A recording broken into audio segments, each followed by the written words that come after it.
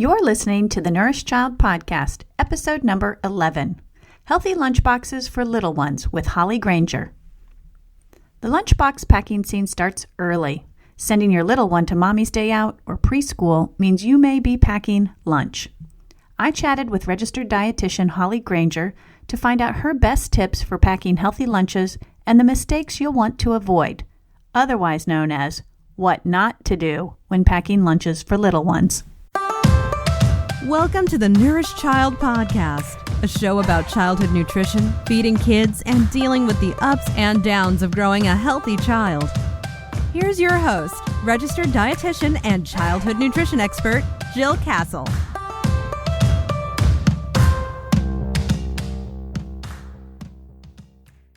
Hey there, everyone. Jill here, and welcome to another episode of The Nourished Child.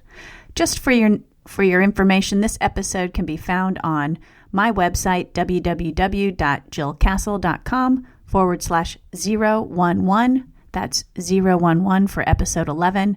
As you listen to the show, there will be some mentions of different resources and links, and that's where you can go to find all of those. That's again, www.jillcastle.com/011. So I've been packing lunches forever, and I have to admit, I have a love-hate relationship with lunch packing. On the one hand, I love that I can ensure my kids get a healthy, balanced meal. But on the other hand, I dread the day in, day out chore of packing them. And even though my kids are teenagers now, and they certainly know how to pack their own lunches, the truth is, I still do it. They are just so busy trying to get themselves together in the morning, have a breakfast, and get out the door on time that I just end up picking up the slack and doing it for them. If lunch packing is a chore for you, I certainly can feel your pain. I know if you have little ones, though, you're probably very concerned with what you pack in their lunch and whether they're eating it at school or daycare or Mommy's Day Out. Getting off on the right foot with food and nutrition is important during infancy, but also during toddlerhood and preschool. So packing those nutritious meals can really help you hold steady that foundation you've been working so hard to build at home. The good news is that I have just the right person to help, registered dietitian and lunch packing pro, Holley Grainger. Holley is a nationally recognized lifestyle, culinary, and nutrition expert. She's a dietitian and a mom who shares simple, healthy, flavor-packed meals and practical, doable nutrition advice for busy families. Holley has produced and hosted more than 800 online cooking, health, and lifestyle videos, and she's been featured in hundreds of television, print, and radio segments nationwide. Holley is a regular contributor to the Birmingham, Alabama news outlets, and she lives in Birmingham, Alabama, with her husband and two young daughters, Ellie and Frances, and you can find her blogging over on her website, Holley Grainger Nutrition. So without further ado, let's dig into this interview. Here's Holley. Hey, Holley. Welcome to the show. Hey, Jill. Thank you so much. I am so excited to be on. Well, thank you so much. I'm so glad you're on the show. I love your work. I love looking at your healthy lunch boxes on Pinterest, and you're doing such important work because I think that, parents who are starting to send their children to daycare or to preschool and they're faced with the reality of packing lunch in the morning, they really could benefit from your resources and your insight. And that's why I wanted to have you on the show today to talk about healthy lunchboxes for little ones. Holley, tell us about yourself, your career, your personal life. I mean, I know you have two adorable daughters. Just adorable. Yes, I'm biased, but they are pretty cute. Little stinkers, I call them sometimes, especially when it comes to food. But we do what we can. Yes, I am a registered dietitian and mom. I have two little girls, Ellie, who is 5, and Frances, who is 2.5, who is her mini-me. So I think anything Ellie does, Frances is doing at the same time. So they certainly keep me on my toes. But I am a former food and nutrition editor. I worked at Southern Living Magazine and myrecipes.com and cookinglight.com for over a decade, and started my own business almost 4 years ago to work with different families, to work with various companies and commodities to help spread the message about just how easy and delicious nutritious eating can be. And I really try to find ways to make it practical and make it doable. I like to say practical, doable, and delicious. So that really is what it breaks down to, and definitely just having fun. So I've done that in a couple different ways. I have a lot of online videos that I did through Cooking Light and my recipes, but now that I'm also doing on my own, for families, just to say, here's some easy recipes. My girls love coming in the kitchen and cooking with me, and we make a huge mess, but at the same time, it's just fun to let them come in and watch what they do, and they'll do Facebook Live with me and little videos here and there as well. So it's just fun. I've really enjoyed being able to become what I like to call a mompreneur. So I have my business on one side, but I also am a work from home mom with the girls and my husband and our bulldog Winston, who will take anything he can get when it comes to food. So it's great, and I just kind of naturally, as a mom, and as the girls started going to daycare and Mother's Day out, and now preschool, had to pack lunch boxes. And so when I was packing these lunches, just thought, you know what, I'm going to start sharing these and letting people see. And I look at the first ones and it's like, oh, those pictures are so bad. Or, oh, what was that combination of foods? So it really took a while to figure out what they like and portions. And so now I love to share my healthy little lunch boxes, as I call them, like you said, on Pinterest and on Instagram, just to be an inspiration for other parents, just to come up with ideas in everything I do. I mean, there are beautiful lunch boxes out there, but everything I do is something that I feel like the average parent could see and say, you know what, I can pack that too. It's definitely attainable. Right. And that is definitely one thing I notice about your healthy little lunch boxes is they are just really realistic, and yes, they're not too cute. They're not too perfect. They're colorful and, like you said, attainable. And I think I saw recently that, did you have a post out about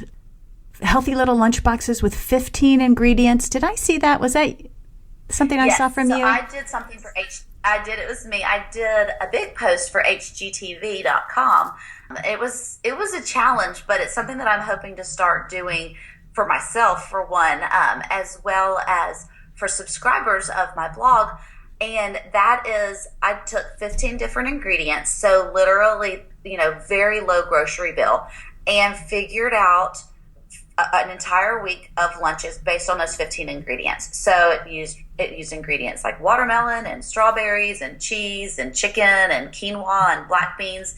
And it forced me to get creative, but also use nutritious foods. And of course I included chocolate, you got to work in those types of foods. Sure. For sure. I mean, we usually have some sort of sweet or something worked into the lunchbox, or if they're not getting the lunchbox, they're getting it after school or as a snack. But yeah, that was a big project. So I did a month of those. So Wow. It's 4 weeks of lunchbox menus, and each week is just 15 ingredients. So, and again, it's the same type of idea where I have a picture of each of them, so the readers there on HGTV can see exactly what the lunchbox would look like. I love using those little divided containers. I think that's an easy way to pack. I just kind of, in my mind, I think fruit goes here, dairy goes here, protein goes here, veggie goes here. It just makes it easier for me. But that was a fun project, and even as someone that packs lunchboxes every single day, when you really stop and think about it and plan it. Definitely takes a little bit of time, but then once you do it, it's so nice to have it done. Because I certainly try to plan, but I'm also very often fly by the seat of my pants. What can I put in here at the last minute? So I'm a real life mom. I'm living and doing the same thing all those other parents out there are doing, and there's no groceries in the house, and you still have to pack lunch, and so you're throwing something together. Boiling noodles at 7:30 in the morning before they're about to leave out the door to just get something together. But yeah, it is. That was a fun project. Yeah, that it's a great idea. Just having a list of a limited number of ingredients and really sort of making that work for the week. That's very budget friendly, I'm sure, for a lot of people, and a valuable resource. I have 4 kids, and I've been packing lunches for, oh my gosh, I can't even think how many years. And I have a love-hate relationship with packing lunch boxes. And even this morning, I just am like, oh gosh, I have to make a sandwich. And my creativity has definitely, declined over the years as the kids get older. And what I've noticed with my teenagers is they want much simpler lunches and really no fuss. And even no lunch boxes. When they went to high school, it was like, we're not bringing any lunch boxes, Mom. So it really has changed. And so my question would be, for listeners out there, what keeps you motivated to get up and make a lunchbox every morning? And what kind of advice or motivation can you offer listeners? Well, hey, I hear you. I'm the same exact way. There's some days, especially after I've gone grocery shopping, and it's like, I have my lunchbox and I'm in the pantry and I'm in the refrigerator if I haven't planned it ahead of time. And it's like, what can I put together and what will be fun? And then there's other mornings that it's like, oh, again, okay, we got to do this. And I sometimes struggle with snacks because now Frances has to bring a snack for the morning and Ellie stays after school for a little while. And so she has to bring a snack. And that's actually been my struggle. But really, I mean, a lot of it just started out for selfish reasons. They're just, doing the lunch boxes, but then also taking pictures of them because I really got tired of recreating the wheel. So I started looking at what I was doing and trying to just continue to inspire myself.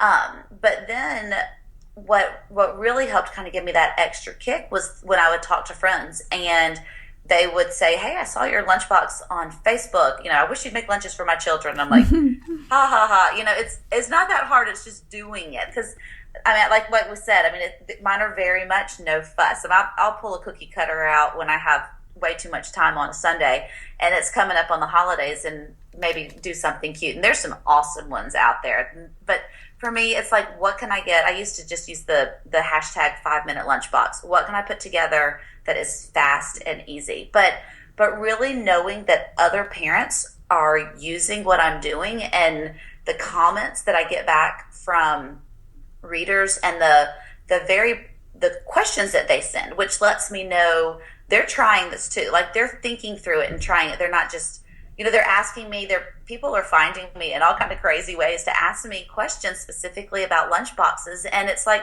this is like my little piece of giving back. And I take the time and answer every single question. And, it's a little bit out of extra time and I'm not paid for it, but I just enjoy it so much because it's something that I've really had to adapt and figure out as a parent over the last 5 years. And I know other parents are out there struggling as well and really want to do what's best for their child.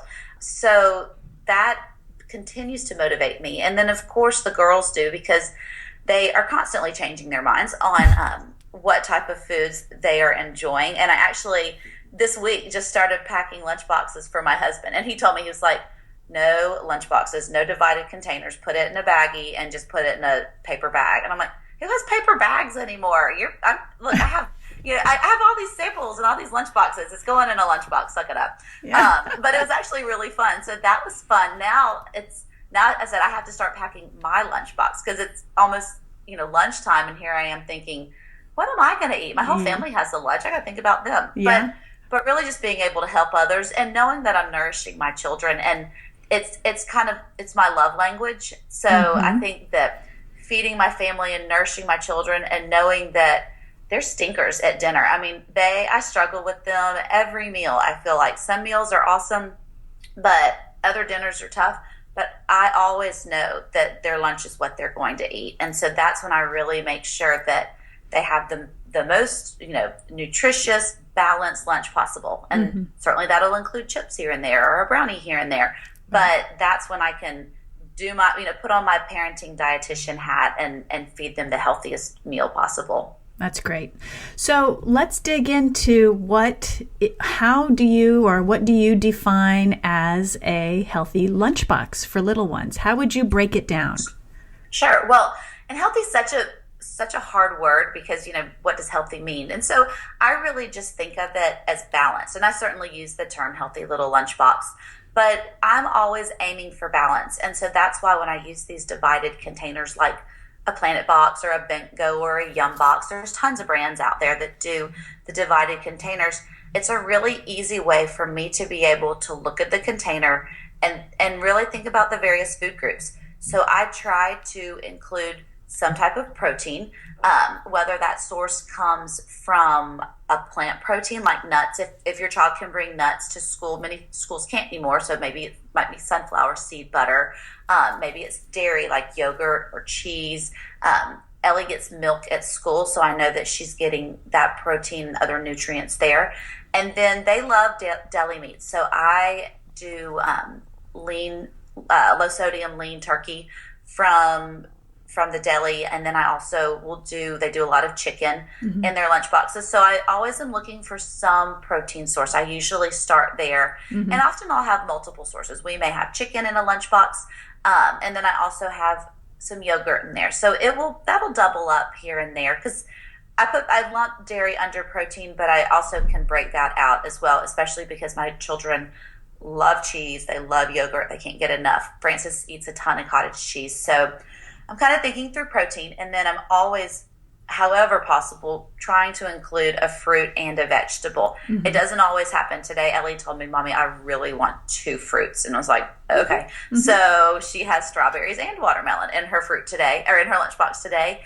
And I just know, okay, well, we need to add some vegetables at dinner tonight, or give her some carrots and hummus or carrots and ranch dressing after school. So I'm always in my mind, when I'm packing the lunchbox, I'm thinking through the entire meal, or the entire day's worth of food, not just this one meal. But I always include some type of fruit, whether that's a fresh fruit, a canned fruit, applesauce, something like that. We'll do squeezies here and there. I always just try to look through the ingredients on those. When I do things like applesauce, I go for the unsweetened applesauce because they're sweet enough. And then with vegetables, usually for the lunch boxes for my girls, I'm doing more raw vegetables. When I will pack them for myself, or when I'll do them for Brent here or there for doing something on the weekend, I'll include cooked vegetables or roasted vegetables. But for a lot of times for the girls, they like the vegetables that they can then use a dip with. Right. I am certainly not anti-ranch dressing. We're a big ranch family here. That's what I call it, their vehicle food. So that is, if that's the food that makes them eat vegetables, then I am all about it.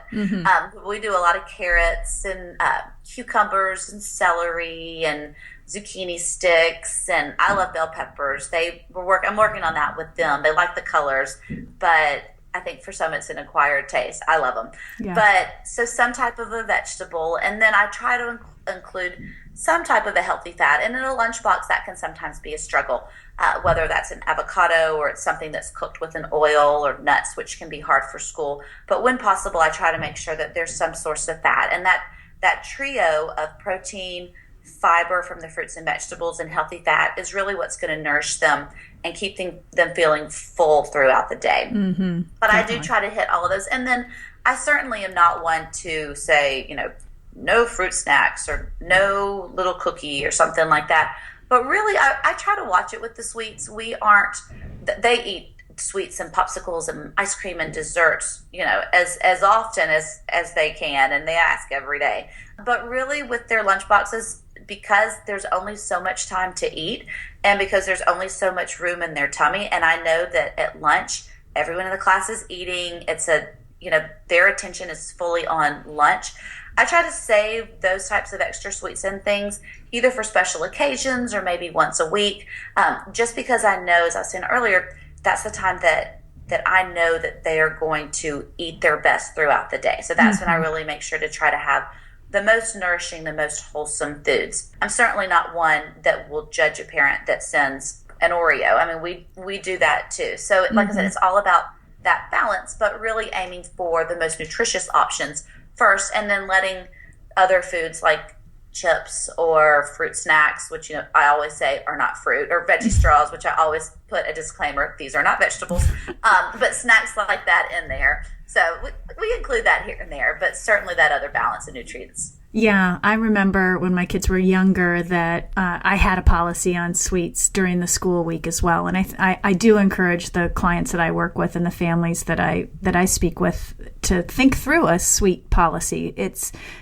otherwise, if you're not thinking through it and you don't have sort of a system for how you include it, and whether that's every day at school or whether it's 2 days a week or just on the weekends or whatever, thinking through a policy can be really helpful, because then everybody knows what the policy is and you cut down on quite a few of those disagreements or the nagging or the, frustration around it. I remember when mine were younger, I used to say, you're in school, your brain is learning, your body is growing, we'll save sweets for Friday after school. And every Friday I would pick them up after school and we went right to the ice cream shop. And it was a great little tradition. They looked forward to it. But not only that, they didn't pester me all week because they knew what the policy was and they knew that sweets were coming on Friday after school. Right, I love that. We've kind of ended up doing that.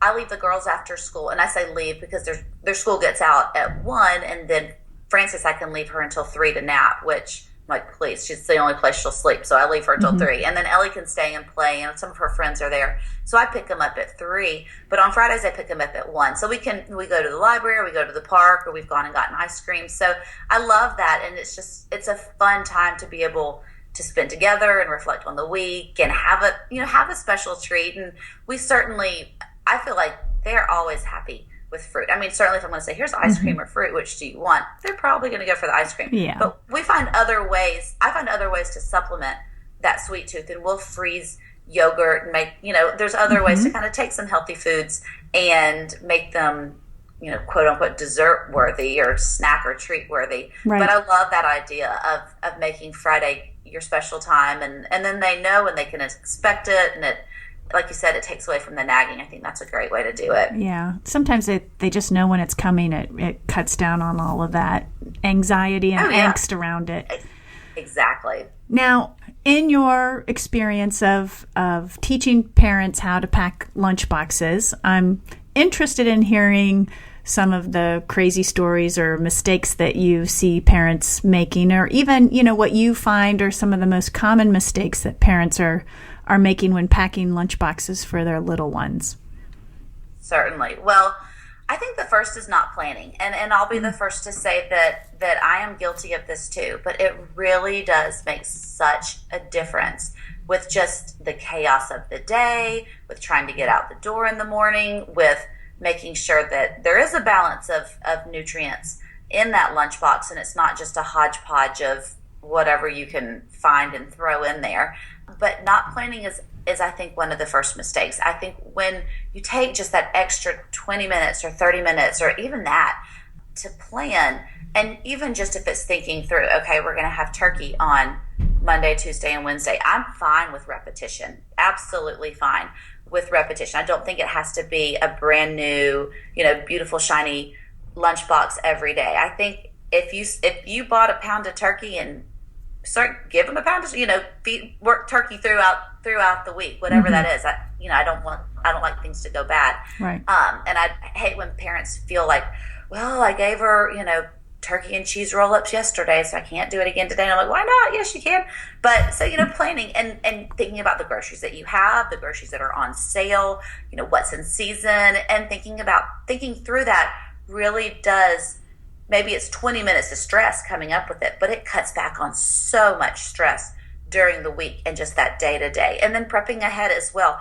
A lot of times I try, when it's a good week, and it makes my week so much, for me mentally, so much better when I can plan and prep on a Sunday afternoon or Saturday afternoon.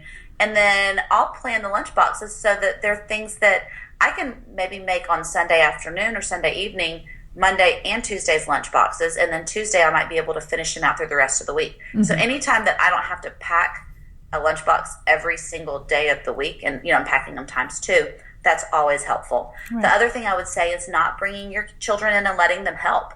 That is, for me, and even with the girls being 5 and 2, I've had them in there from the start, letting them help me decide what they want. And that goes back to planning too. Do you want strawberries this week? Apples are coming in season. Ellie's like, I want peaches. I'm like, well, the peaches at the grocery store have not been that great. Let's see what we can find. But what about pears? These are looking really good. And talking with them about food, it's just another way to help them feel comfortable with food, to have confidence with food. And they are learning more about nutrition when they're doing that. And so I'll bring them into the planning. And for me, at this point, I'm not like, what do you want for your entree? Although Ellie would probably tell me what she would want if I asked her that way. But it might be, do you want ham, turkey, or chicken? Do you want cheese, or do you want a yogurt? Or do you want pudding? Just do you want watermelon or strawberries, carrots or cucumbers, ranch or hummus? So I bring them in and let them ask. And I find that those days when I bring them in and let them help make the decisions with what they want, they come home with an empty lunchbox. Mm-hmm. No questions asked every time.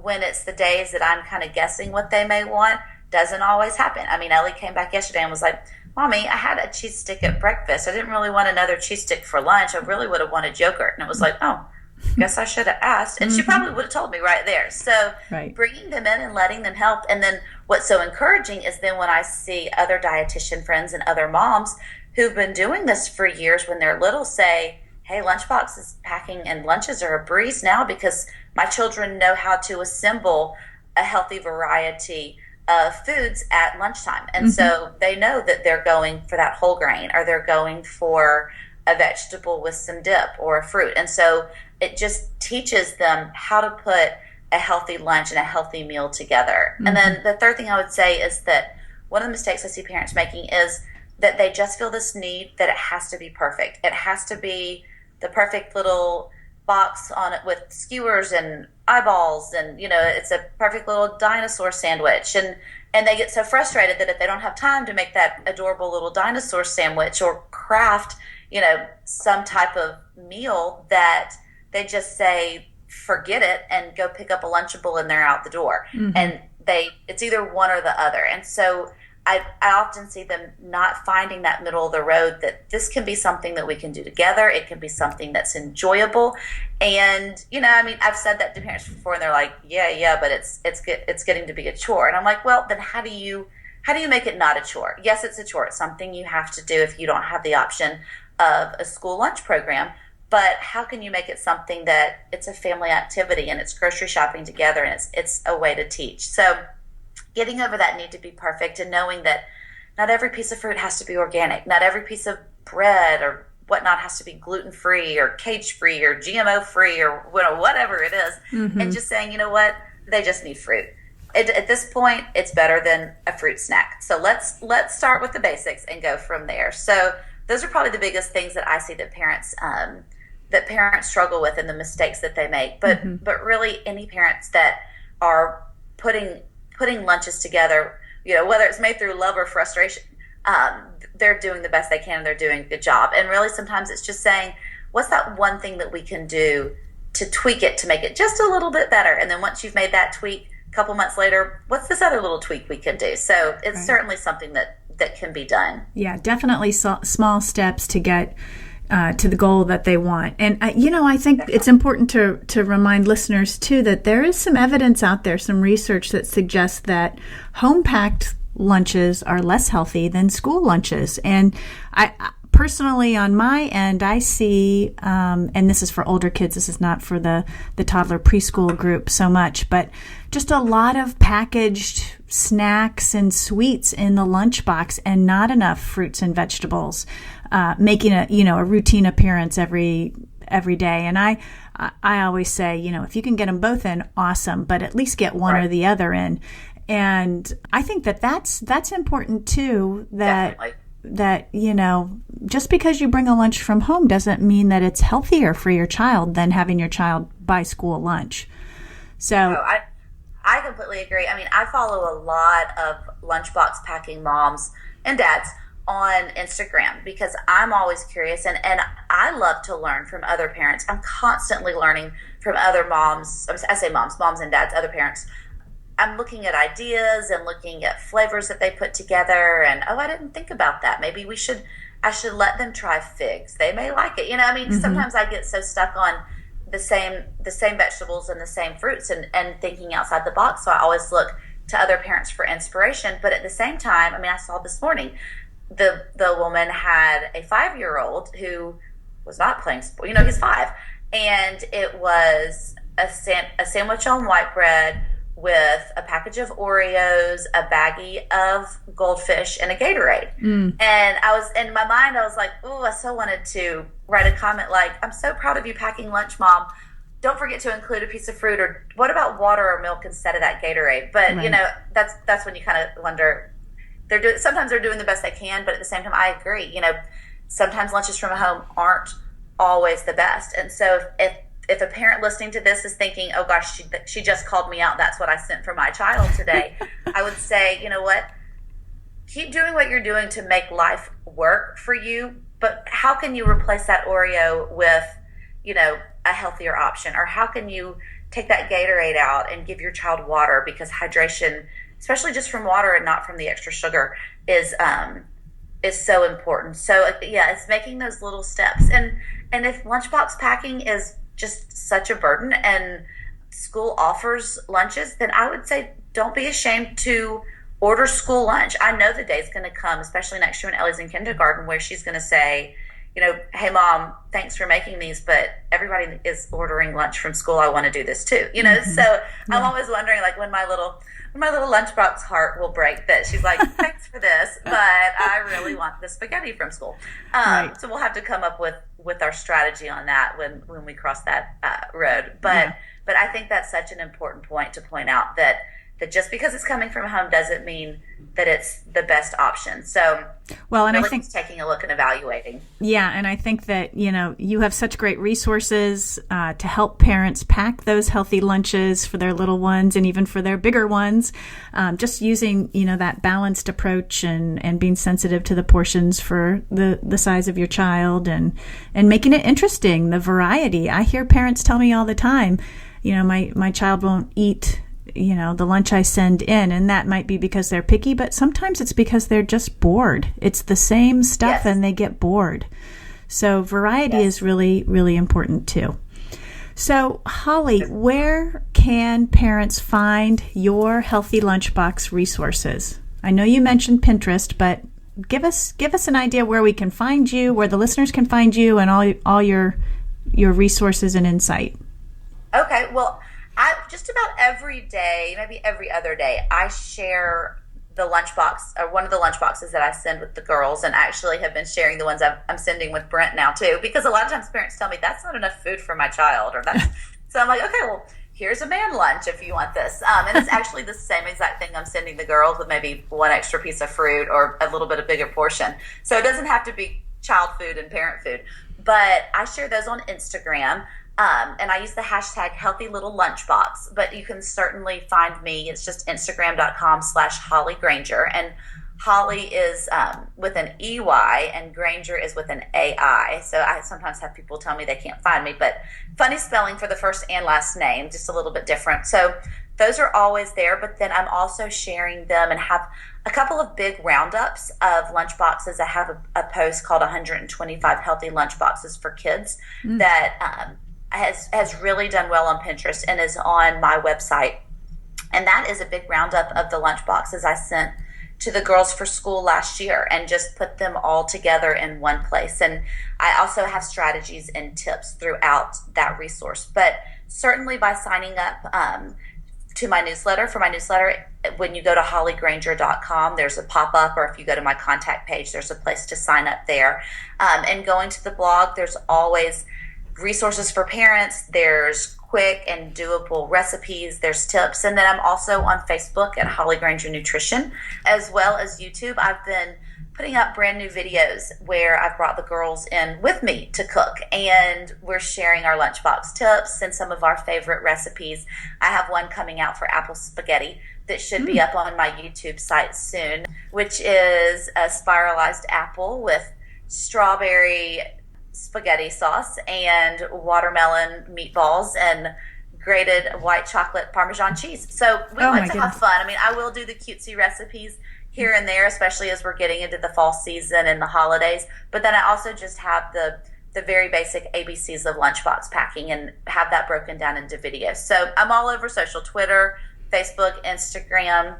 But the easiest way is just go to holleygrainger.com, and then from my homepage, I have links to all of those social media platforms. And I try to post different type of information in all the platforms just to keep it interesting. And so I definitely would say connect with me in all of those places. And certainly if any of the listeners have questions or follow up or want more information, they can send me an email from my contact page or an inbox message, whatever they prefer.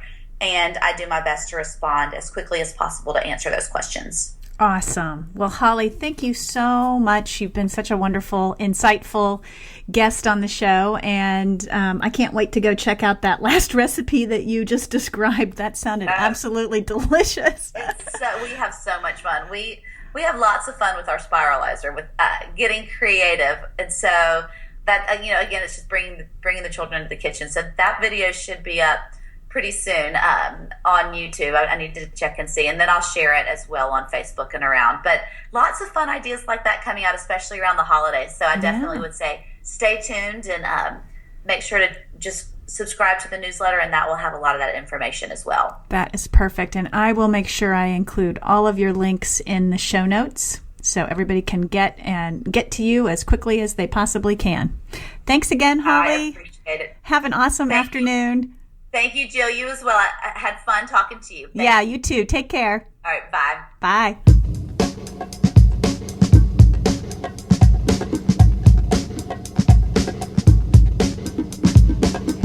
Well, friends, there you have it. I'm so glad Holley joined the show today. She had a ton of great advice about packing healthy lunches for little ones, didn't she?